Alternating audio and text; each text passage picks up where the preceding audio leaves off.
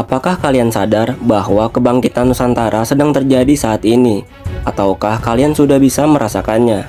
Bahwa Nusantara yang selama ini sedang terpuruk, kini sedang bangkit dari tidurnya menuju era keemasannya. Sebenarnya, apakah yang dimaksud kebangkitan Nusantara itu? Ini maksudnya adalah kebangkitan Indonesia yang selama ini terpuruk, tersingkirkan, kerap menjadi keset bagi bangsa lain. Sejarah asli leluhur yang sudah diburamkan oleh penjajah sehingga Indonesia kehilangan jati dirinya, yang tertidur pula selama ratusan tahun. Kini mulai bangun dari tidur panjangnya dan mulai bangkit untuk menunjukkan kepada dunia bahwa Indonesia bukanlah bangsa ecek-ecek. Nusantara atau Indonesia adalah bangsa besar yang sedang tertidur. Jika selama ini kita lupa pada jati diri kita sendiri, tanpa kita sadari, mulai dari saat inilah sebenarnya kita sedang disadarkan untuk bangun dan membuka mata dari tidur panjang. Jauh ratusan tahun lalu, ternyata leluhur Nusantara sudah mencatat tanda-tanda kebangkitan Nusantara. Kebangkitan Nusantara ini ternyata sudah lama diramalkan dalam karya-karya sastra kuno. Di antaranya adalah Serat Jangka Sabdopalon atau yang saat ini dikenal sebagai Sabdopalon Nagih Janji, Serat Jangka Jayabaya, Serat Dharma Gandul, dan Serat Mahameru kuno. Diungkapkan dalam isi serat-serat kuno tersebut, sejak runtuhnya kerajaan Majapahit, Nusantara mulai mengalami kemunduran dan mulai kehilangan jati dirinya. Nusantara akan terus menjadi bangsa yang mudah dijajah dan diliputi oleh beragam konflik. Kelak 500 tahun kemudian, jati diri Nusantara akan bangkit dan berjaya menuju era kemasannya kembali, hingga Nusantara menjadi mercusuar dunia. Seluruh dunia akan dibuat terpukau oleh kemilau kejayaan Nusantara. Setidaknya begitulah yang diungkapkan oleh Eyang Semar yang tertulis dalam serat-serat tersebut.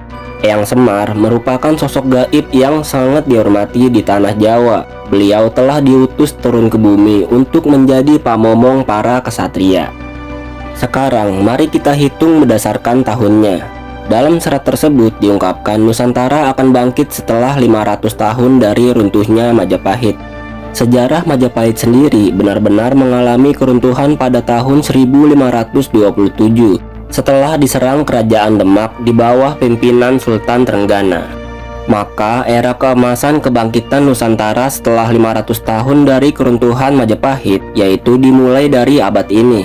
Mulai tahun-tahun ini juga, Nusantara sudah mulai menampakkan tanda-tanda kebangkitannya. 3. Berdirinya Garuda Wisnu Kencana di Pulau Dewata.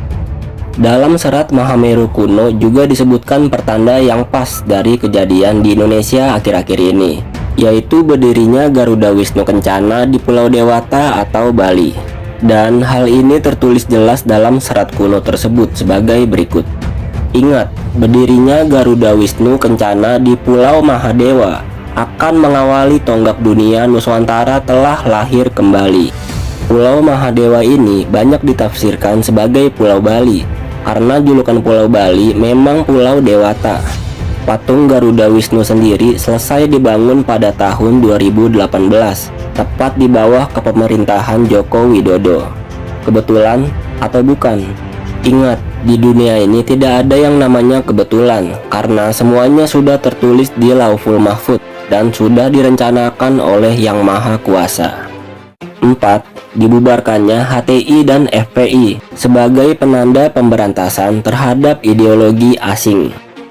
Sebagai negara yang memiliki sumber daya alam yang melimpah, bukan rahasia umum lagi jika Indonesia menjadi incaran banyak negara asing. Penjajahan memang sudah ditiadakan sejak Perang Dunia berakhir. Namun masih ada 1001 cara bagi bangsa asing dan elit-elit kapitalis asing untuk menguasai Indonesia. Mereka sudah menerapkan strategi seperti, jika tidak bisa menjajah Indonesia secara langsung, maka kuasailah perpolitikan di Indonesia dari dalam. Rusaklah jiwa nasionalisme generasi anak muda, belokkan sejarahnya dan sembunyikan sejarah asli Indonesia yang sebenarnya. Salah satu metode penguasaan ini adalah dengan memasukkan ideologi-ideologi asing ke dalam Indonesia.